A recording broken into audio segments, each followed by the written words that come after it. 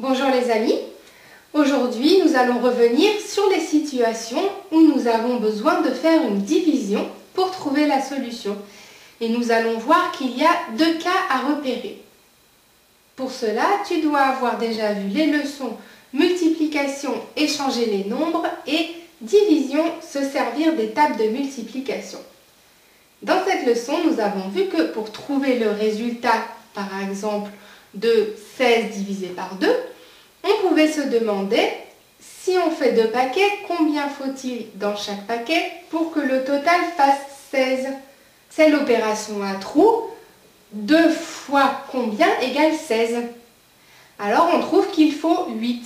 Donc 16 divisé par 2 égale 8, car 16 égale 2 fois 8.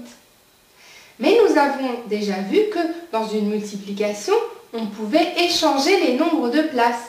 Donc on sait aussi que 16 égale 8 fois 2. Donc 16, c'est aussi 8 paquets de 2. Donc pour trouver 16 divisé par 2, on pouvait aussi se demander combien faut-il de paquets de 2 pour arriver à 16. Ça c'est l'opération à trous. Combien fois 2 égale 16. Alors on retrouve bien que cela fait 8. La division peut donc vouloir dire deux choses. Soit on distribue une quantité dans un nombre de paquets donné et on regarde combien il y a dans chaque. Soit on cherche combien de paquets d'un nombre donné on a dans la quantité. Dans les deux cas, il s'agit d'une division. C'est ce que nous avions déjà vu dans la leçon sur la division par 2. Soit on peut couper la quantité en deux moitiés, soit on peut compter le nombre de paires. La division servira donc à résoudre deux types d'énigmes. Et on le voit tout de suite quand on dessine les situations.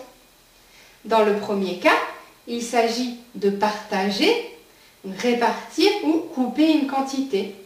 C'est ce que nous avons vu jusqu'ici. Par exemple, si 3 copains se répartissent 18 billes.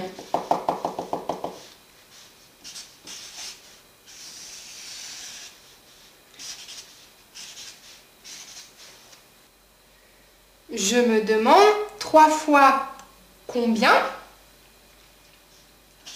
Donc je vais avoir un paquet de billes, un autre paquet de billes, un autre paquet de billes. Donc j'ai 3 paquets de combien vont me donner 18.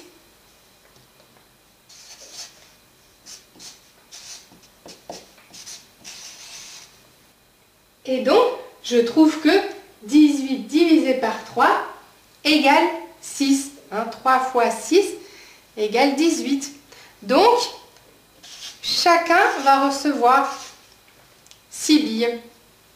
Dans le deuxième cas, il s'agit de chercher combien on peut faire de groupes.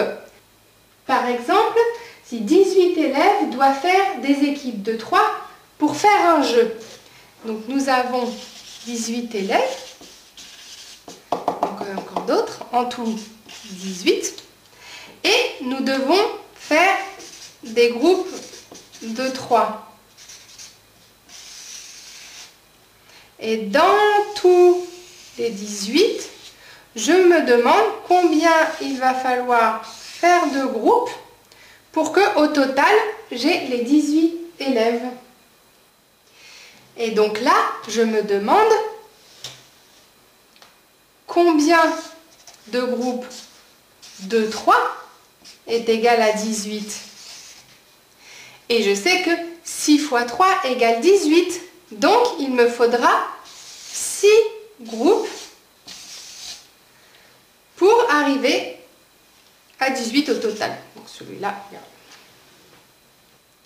donc, on écrit 18 divisé par 3 égale 6. Mais on dit en fait 18 divisé en groupe de 3 égale 6 groupes. Faisons donc quelques exemples ensemble. Imagine que tu as un chien qui mange 8 croquettes par repas. Combien de repas pourras-tu lui donner avec un sac de 40 croquettes? Alors, de quel cas s'agit-il? De quel type de situation? Je te laisse mettre la vidéo sur pause pendant que tu dessines et que tu résous la situation.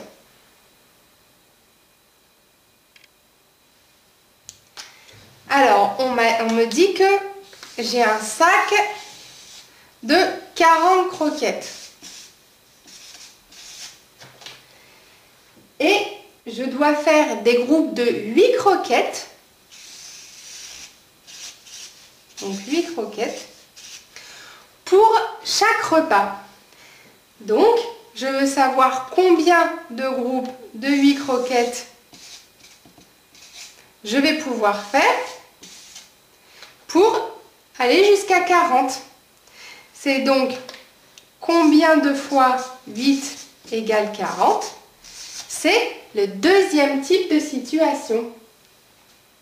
Et pour le résoudre, je dois poser 40 divisé par 8 égale, et je sais que donc il va me falloir 5 groupes de 8 pour faire 40, puisque je connais mes tables, 5 fois 8 égale 40. Donc 40 divisé en groupe de 8 égale 5 groupes.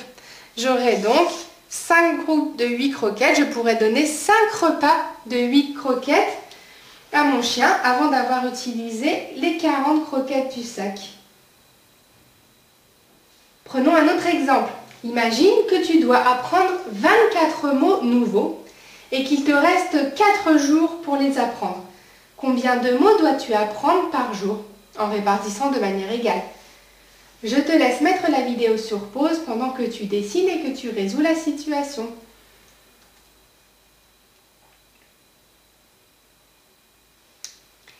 Tu as trouvé? Donc, je dois apprendre 24 mots, donc ça c'est mes mots, et je dois les répartir sur 4 jours. Donc j'ai 1 jour, 2 jours, 3 jours, 4 jours. Et donc je me demande 4 fois combien de mots je dois apprendre pour avoir appris les 24 mots.